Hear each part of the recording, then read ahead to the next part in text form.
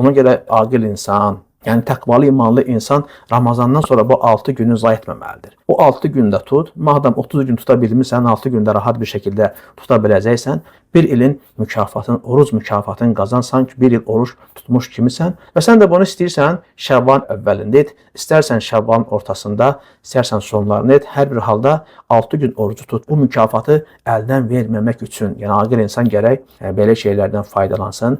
Amma heyflər olsun ki, təəssür olsun ki, nə qədər insanlar var ki, yəni belə mükafatlara qaçırdırlar.